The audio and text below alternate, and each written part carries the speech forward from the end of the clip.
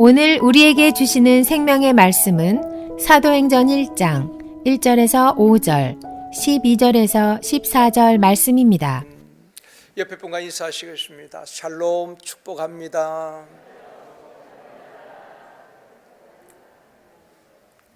다시 한번요. 샬롬, 평안하십시오.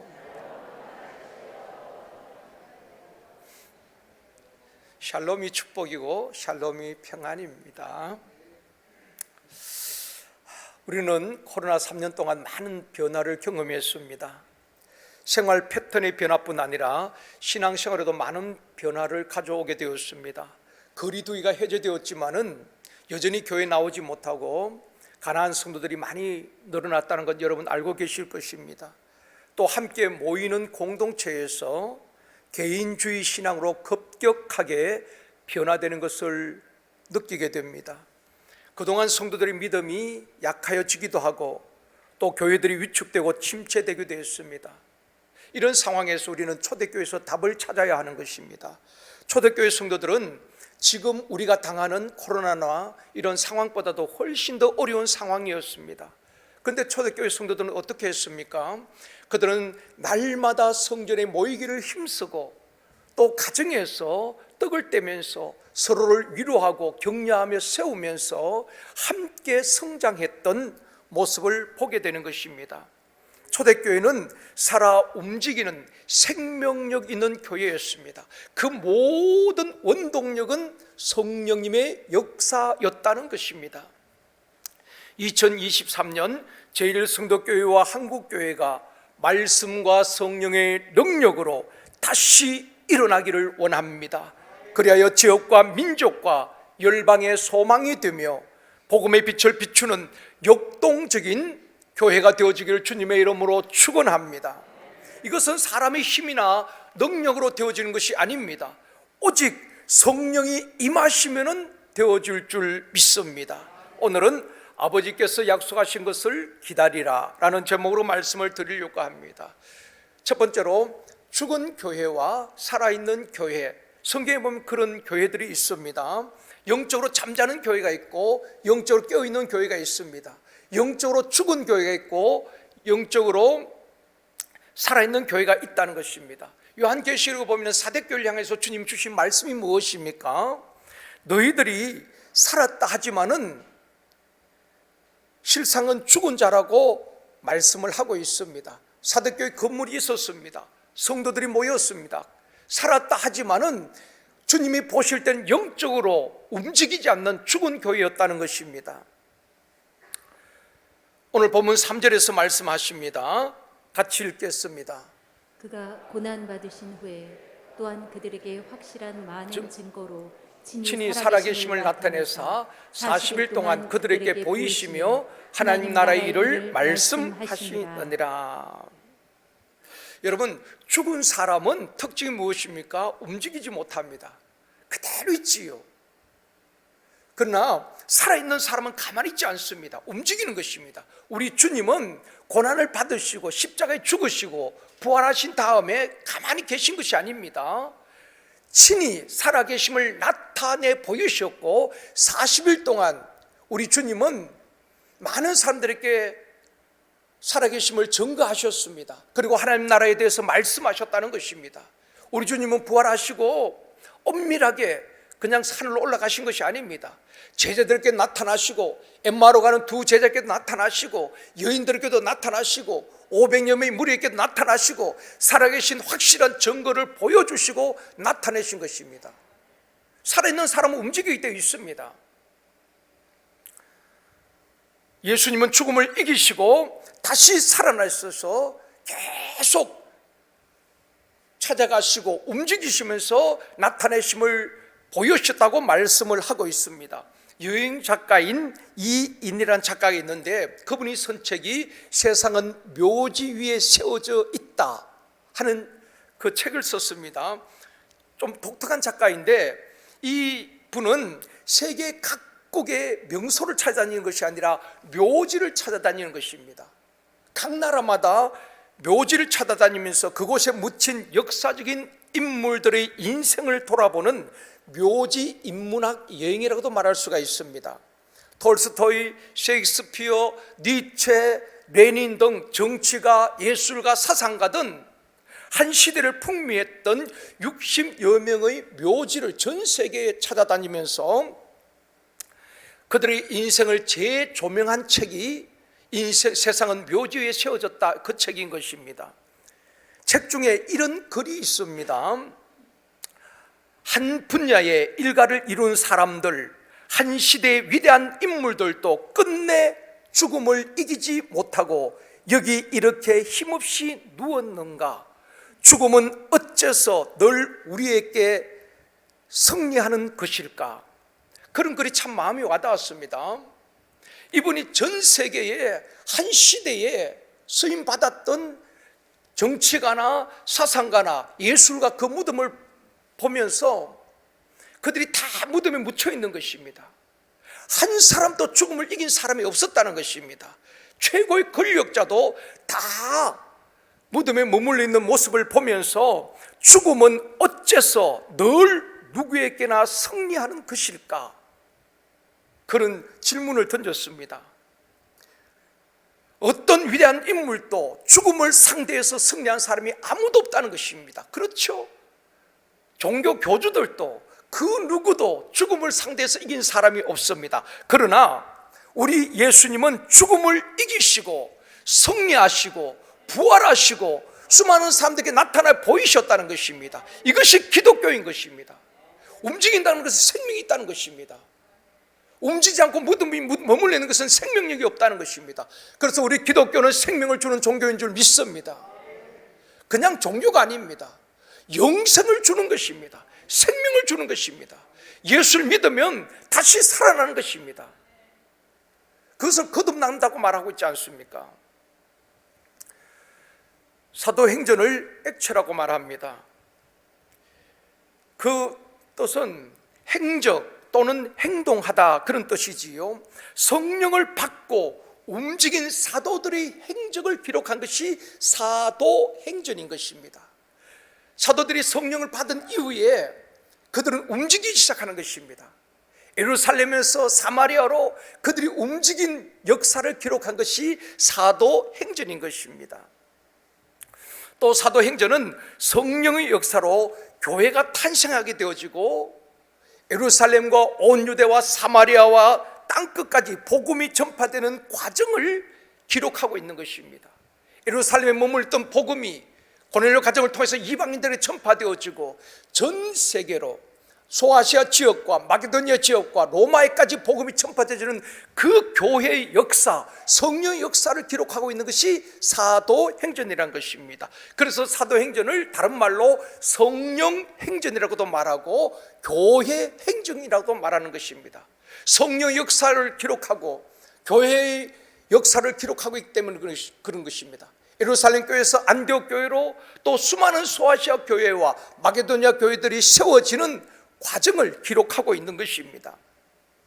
성령 받고 은혜 받으면 가만히 있을 수가 없는 것입니다. 가치관이 변화되어지면 가만히 있을 수가 없는 것입니다. 여러분, 삭개오가 주님을 만나고 가치관이 변화되어졌지요. 그러니까 가만히 있지를 못하는 것입니다. 자기 소유 절반을 내어놓고 남을 속인 것이 있다면 4배로 갚겠다고 고백하게 되어지는 것입니다. 오늘 또 성령 받으면 가만히 있을 수가 없는 것입니다. 계속해서 움직이게 되어 있는 것입니다.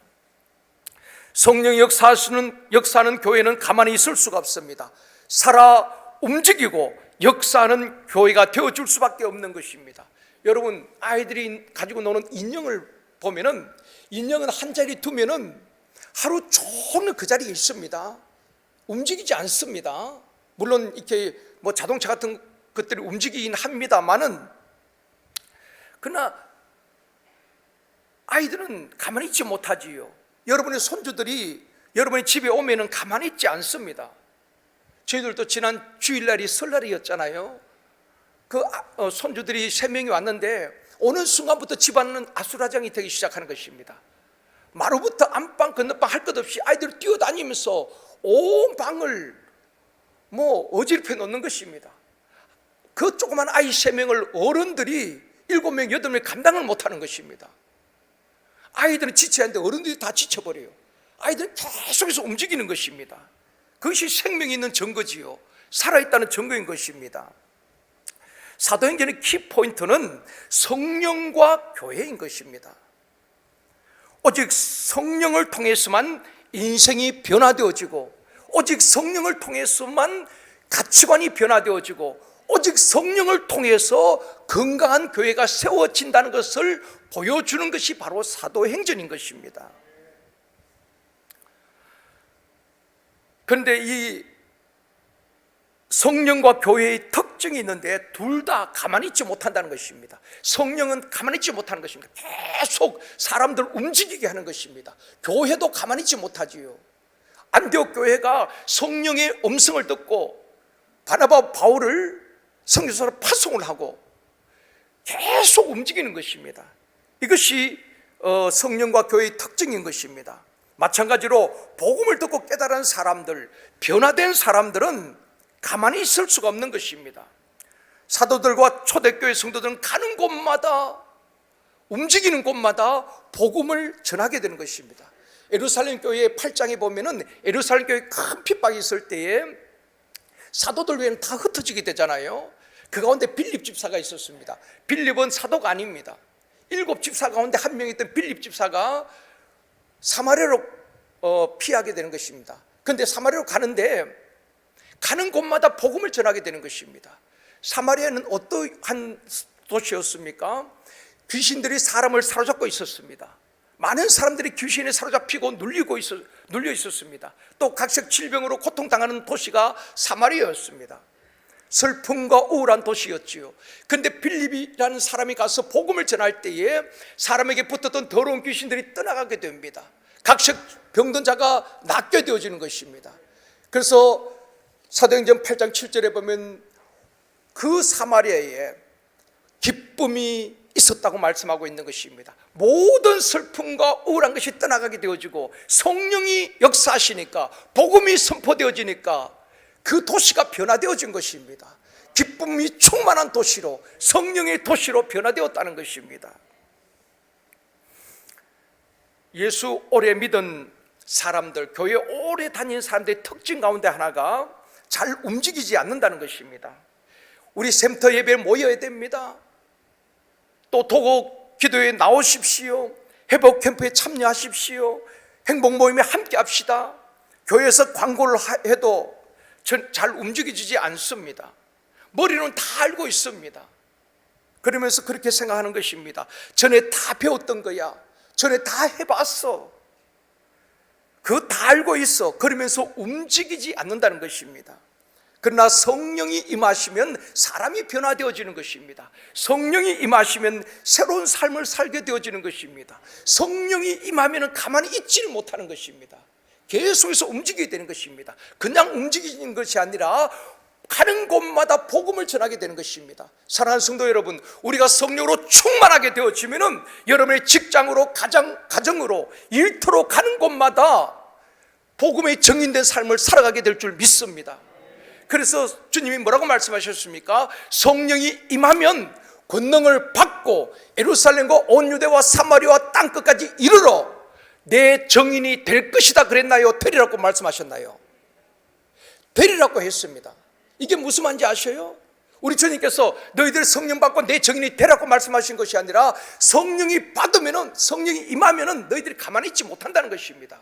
성령이 너희들을 움직이게 할 것이다.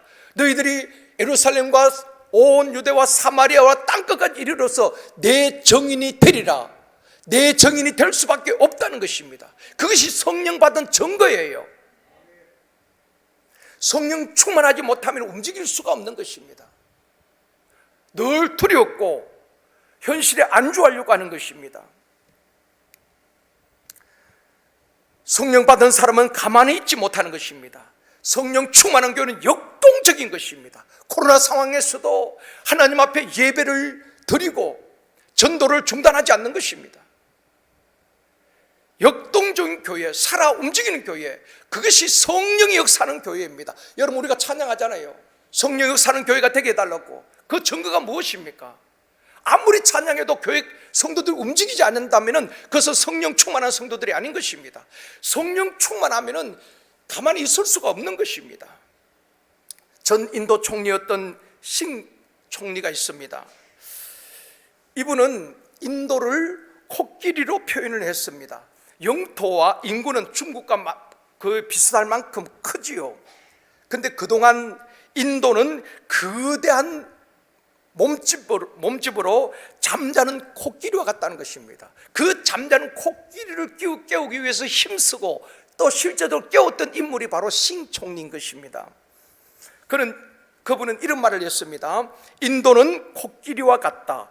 처음 움직이는 것은 느리지만 일단 움직이면 누구도 그를 멈추게 할 수 없다. 이분이 정치 철학이 그것이었습니다. 인도는 잠자는 코끼리와 같이 움직이지 않았습니다. 인구가 많이 있고 또 자원이 있고 또 많은 영토가 있잖아요. 그렇지만 잠자는 코끼리처럼 움직이지 않았다는 것입니다. 그 잠자는 코끼리 같은 인도를 깨우기 위해서 무던히 힘썼던 사람이 바로 싱 총리였습니다. 지금은 그 총리가 모디 총리인데 그 앞에 싱 총리가 이 코끼리는 한번 움직이기 시작하면은 동물의 왕국 보셨죠? 코끼리가 막 달려가듯이 그렇게 하면은 그것을 막을 수가 없는 것입니다. 거대하지요. 이 싱 총리가 그 잠자는 인도를 깨우기 위하여서 시장 개방과 경제 개혁을 시도할 때 많은 저항 세력이 있었습니다. 여러분, 교회도 새로운 변화와 개혁을 하기 위해서는 저항 세력이 반드시 있습니다. 이 싱 총리 이런 말을 했습니다. 인간에게 현상 유지의 본성이 있습니다. 현실에 안주하는 것은 가장 편안한 것입니다. 그러나 새로운 변화와 개혁에는 저항이 있지만 결국 잠자는 코끼리를 깨워 움직이게 하는 것입니다. 그는 그런 철학과 소신을 가지고 국민들을 설득했고 변화를 주문했고 결국 국민의 지지를 받고 인도의 변화를 이끌어내었던 분이 바로 싱 총리였다는 것입니다. 한번 움직이기 시작하면 그걸 막을 수가 없는 것입니다. 무한한 잠재력을 갖고 있는 나라가 인도라고 저는 생각합니다. 사랑하는 성도 여러분, 사도행전은 움직이는 것입니다. 초대교회는 성령을 받은 사람들이 움직이기 시작했고 성령의 역사로 탄생한 것이 바로 교회였습니다. 그러므로 교회는 끊임없이 움직이고 끊임없이 활동하고 끊임없이 찾아가고 끊임없이 나누어주고 베풀어주고 끊임없이 새로워지는 존재인 줄 믿습니다. 우리 제일성도교회와 성도들은 성령으로 충만하여 살아있는 교회, 역동적인 교회, 움직이는 성도들이 되어지기를 주님의 이름으로 축원합니다. 두 번째로, 아버지께서 약속하신 것을 기다리라. 사도행전의 저자는 누가입니다. 누가의 직업은 의사입니다. 의사는 아주 세밀하게 다루어야 하는 것입니다. 그래서 누가복음 보면 의학적인 용어가 등장합니다. 다른 복음서에 비해서 누가복음은 굉장히 세밀하게 이야기해 주고 있습니다. 한 가지 예를 들면은 다른 복음서 마태나 마가나 요한은 한편 손 마른 사람으로 표현했지만은 누가는 정확하게 오른손 마른 사람으로 그렇게 이야기하고 있는 것입니다. 의사는 굉장히 세밀해야 되거든요. 이 사도행전의 저자도 바로 누가인 것입니다. 의사 누가가 썼는데 그러면 수신자가 누군가? 누구에게 보냈냐는 것입니다. 본문 1절 말씀입니다. 같이 읽겠습니다. 데오빌로여, 내가 먼저 선 글에는 무릇 예수께서 행하시며 가르치기를 시작하심부터, 수신자는 데오빌로입니다. 그런데 먼저 선 글이 있다는 것입니다. 사도행전을 쓰기 전에 누가가 먼저 쓴 것이 바로 누가복음인 것입니다. 누가복음도 역시 의사 누가가 썼고 그 다음에 이제 다시 사도행전을 쓰게 되는 것입니다. 누가복음의 저자가, 수신자가 누구인지를 알려주는 말씀이 누가복음 1장 3절 4절입니다. 같이 읽겠습니다. 데오빌로 각하에게 차례대로서 보내는 것이 좋은 줄 알았노니 이는 각하가 알고 있는 바를 확실하게 하려 함이라. 이 누가가 데오빌로 각하에게 누가복음을 쓰면서 당신도 알고 있지만 예수 그리스도에 대해서 더 확실하게 이야기하기 위해서 내가 누가복음을 쓴다고 말씀을 하고 있는 것입니다. 근데 데오빌로 각하라고 말하고 있거든요. 여러분 누구에게 각하라고 부릅니까? 우리가 지금은 그렇지 않지만 옛날에는 대통령에게 각하 그렇게 불렀습니다. 그러니까 이 데오빌로 각하는 로마에서 고위 공직자, 최소한 총독 이상의 고위 공직자였을 것이라고 추측을 합니다. 근데 이 데오빌로란 이름의 뜻은 데오스, 하나님이란 뜻의 데오스와 사랑한다는 필로스의 합성으로서 하나님이 사랑하는 자라, 그런 뜻인 것입니다. 데오빌로란 이름의 뜻은 하나님이 사랑하는 자라, 이런 뜻입니다. 그래서 많은 주석가들은 그러면 누가복음과 이 사도행전을 누가가 누구에게 보냈느냐, 어떤 수신자에게 보냈냐? 로마서는 바울이 로마 교회에 보낸 편지 아니겠습니까? 그러면 누가복음과 이 사도행전 누구에게 보냈느냐? 두 가지로 해석합니다. 첫째는 데오빌로라는 로마의 고위 공직자, 실제 인물에게 보냈을 것이다 라고 해석하는 분들도 있고, 또 하나는 하나님의 사랑을 받는 자, 데오빌로라는 이름의 뜻이 하나님의 사랑을 받는 자라고 말씀을 드렸잖아요, 그죠?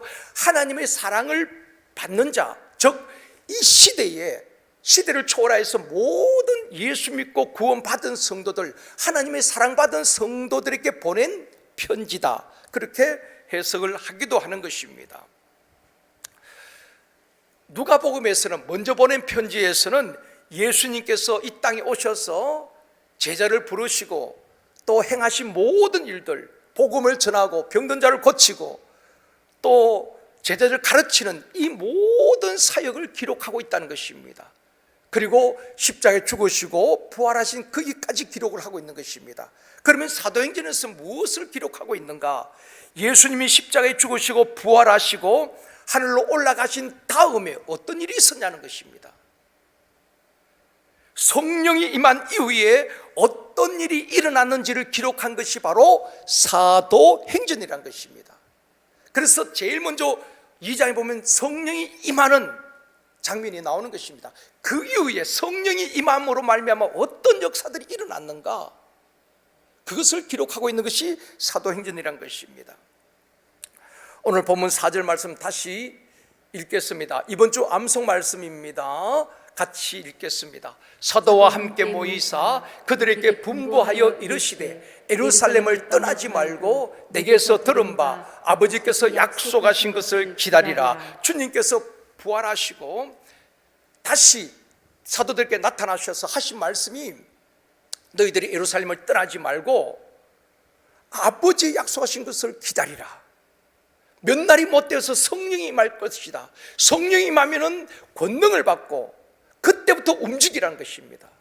성령 받기 전에는 움직이지 말고 아버지 약속하신 것을 기다리고 성령이 임하면은 권능을 받고 그때부터 너희들이 예루살렘과 온 유대와 사마리아와 땅끝까지 이르러 증인이 되라고 말씀하고 있는 것입니다.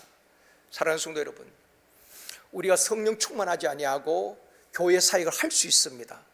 근데 하다 보면은 그것이 하나님의 영광을 위한 것이 아니고 또 성도들 유익되게 한 것이 아니라 교회를 더 아프게 하는 경우가 많이 있습니다.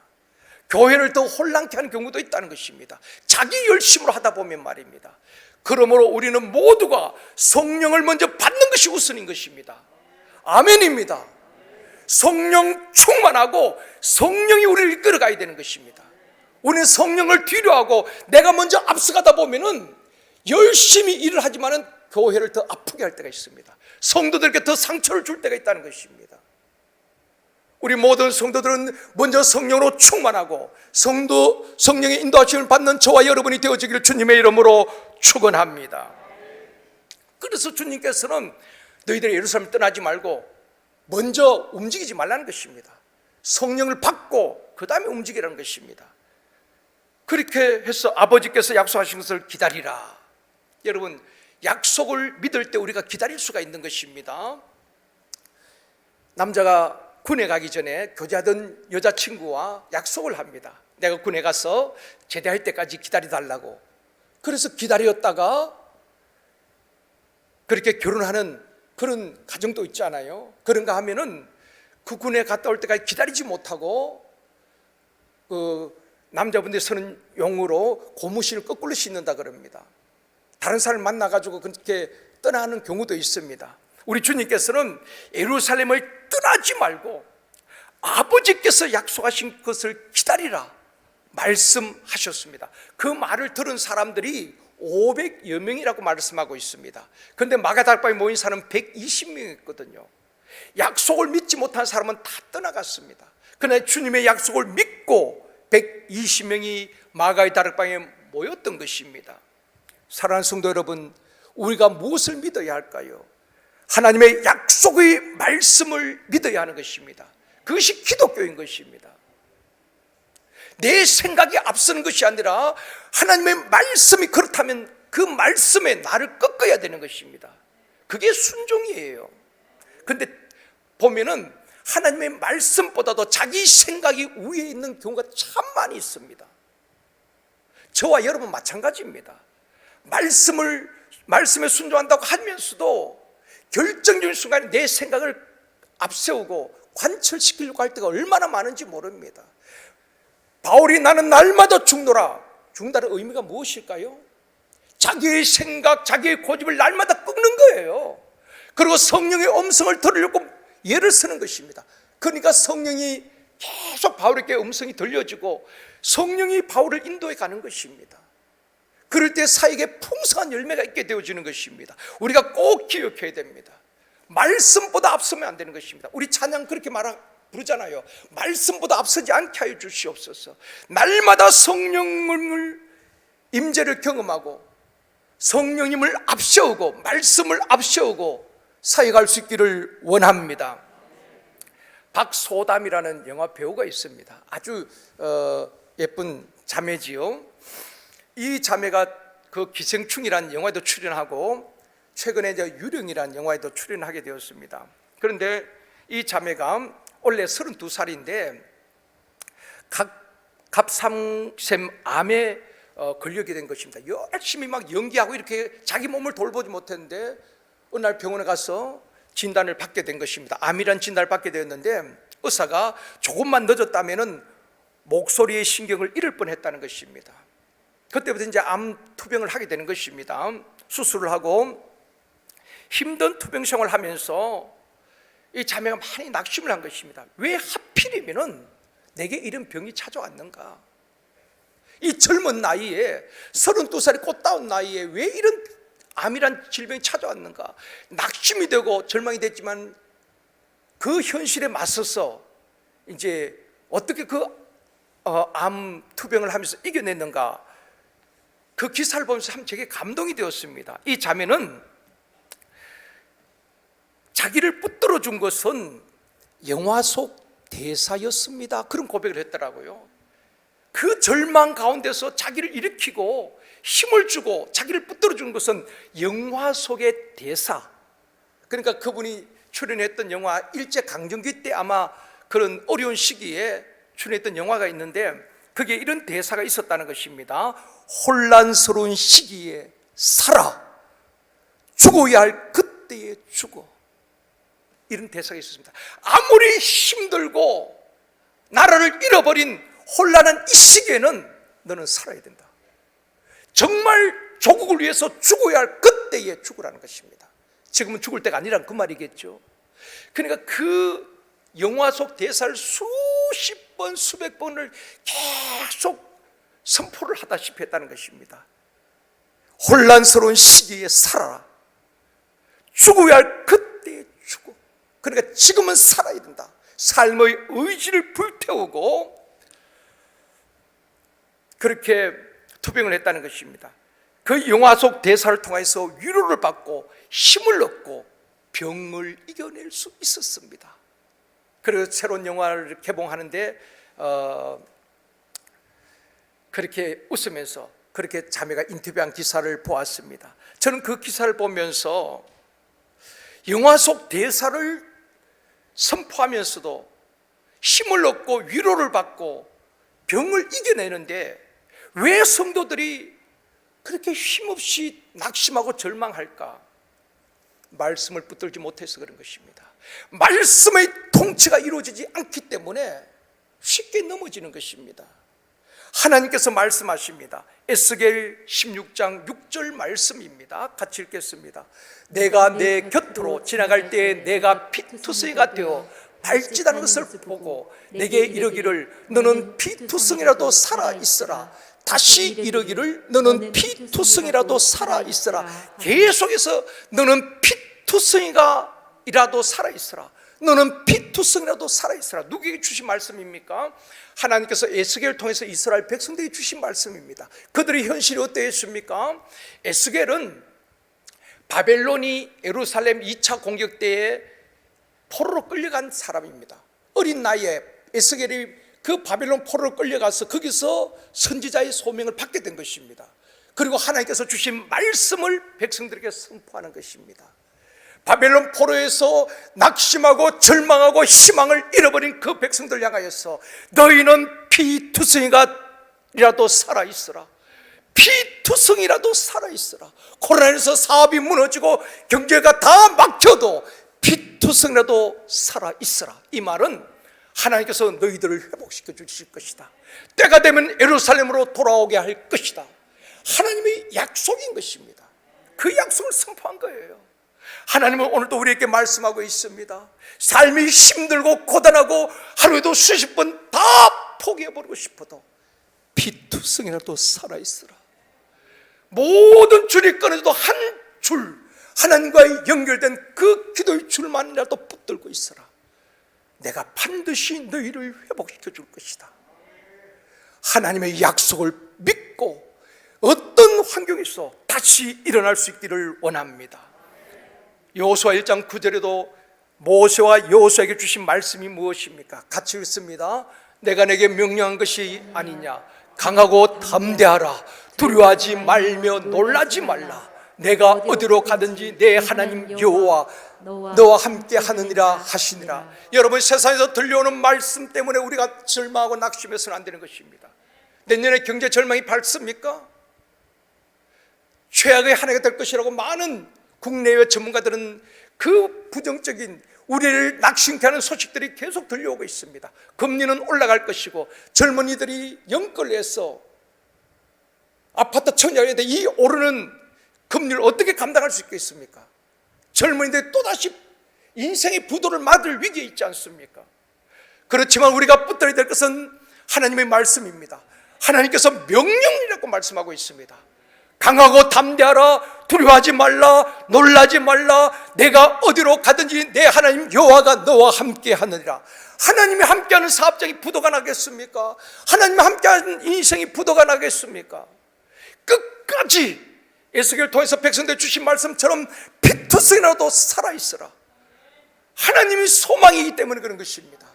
하나님 반드시 회복시켜 주시고 다시 살려주시고 우리 하나님께서는 역전시켜 주시는 것입니다. 아버지께서 약속하신 건 무엇입니까? 성령인 것입니다. 사랑하는 성도 여러분, 성령이 임하면은 권능을 받습니다. 성령 받아야 정인이 될 수가 있는 것입니다. 성령 받으면 가만히 있을 수가 없는 것입니다. 그래서 우리 주님께서 너희들은 아버지 약속하신 것을 기다리라. 몇 날이 못되어 성령이 임할 것이고 성령이 임하면 권능을 받고 예루살렘과 온 유대와 사마리아와 땅끝까지 이르러 내 정인이 되리라. 그 말씀대로 성령 받은 이후에 그들은 움직이기 시작했습니다. 가만히 있을 수가 없었어요. 그들의 가슴이 그 성령 역사로 말미암아 가만히 있을 수가 없었습니다. 그래서 가는 곳마다 복음을 전하는 정인된 삶을 살았고 3,000명이 돌아오고 5,000명이 돌아오고 예루살렘 교회가 폭발적으로 성장하고 안디옥 교회를 통해서 선교사를 파송하게 되어지는 성령의 역사를 앞으로 우리가 보게 될 것입니다. 사랑하는 성도 여러분, 우리 모두가 다시 한번 주의 사역을 감당하기 전에 교사로 찬양대로 어떤 재직 부서에서 일하기 전에 우리가 먼저 삼아야 될 것은 아버지께서 약속하신 마지막 때에 남자와 여자에게 물 붓듯이 부어주시겠다고 약속하신 성령의 재충만함을 받아야 되는 것입니다. 성령 받지 않고도 일할 수 있어요. 성령 받지 않고도 일은 하지만은 열심히 일한 만큼이나 많은 사람들에게 상처를 줄 수 있다는 것을 기억해야 되는 것입니다. 오히려 하나님의 영광을 가리우고 공동체를 더 힘들게 만드는 경우가 있습니다. 그러므로 우리 모두가 성령을 사모하고 성령 충만할 때에 성령은 하나 되게 하시는 것입니다. 성령이 이끄시는 교회는 절대로 문제가 일어날 수가 없습니다. 성령에 순종하지 못하기 때문에, 자기 생각이 앞서기 때문에 오늘날 한국교회가 얼마나 진통을 겪고 있습니까? 다시 한번 우리가 성령으로 충만하고 권능받아 마르투스의 삶, 정인된 삶을 살아가기를 주님의 이름으로 축원합니다. 마지막 세 번째로 마가다락방에 모인 사람들입니다. 주님의 말씀을 듣고 마가다락방에 모인 사람은 제자들과 성령을 사모하는 120명이었습니다. 그들이 모여서 무엇을 했습니까? 14절 말씀입니다. 같이 읽습니다. 여자들과 예수의 어머니 마리아와 예수의 아우들과 더불어 마음을 같이하여 오로지 기도에 힘쓰더라. 성령이 임하는 교회가 되기 위하여서는 오로지 기도에 힘써야 하는 것입니다. 초대교회는 주님의 약속의 말씀을 믿고 120명이 모여서 딴 것 하지 않았습니다. 정치하게 하지 않았습니다. 오로지 약속된 성령을 사모하며 기도했다는 것입니다. 사랑하는 성도 여러분, 사모하며 기도하는 자에게 기도 응답을 주시는 것입니다. 사모하며 기도하는 자에게 성령을 부어주실 줄 믿습니다. 험한 이 시대에 성령 충만하지 않고는 세상과 유혹을 이겨낼 수가 없는 것입니다. 성령 충만하지 않고는 사역의 열매를 맺을 수가 없다는 것을 다시 한번 우리 마음에 새길 수 있기를 원합니다. 아버지께서 약속하신 것을 믿고 성령을 사모하며 다시 한번 기도의 불이 일어나는 우리 교회가 되어지기를 원합니다. 기도 운동이 일어나고 그럴 때 성령이 임하면은 그 다음부터는 성령이 하시는 것입니다. 우리가 생각하는 그 이상으로 놀라운 역사들이 일어나게 되어줄 줄 믿습니다. 우리 모두 기도에 힘써서 성령 충만함과 권능을 받아 세상과 죄의 유혹을 이기고 승리하는 저와 여러분이 되어지기를 주님의 이름으로 축원합니다.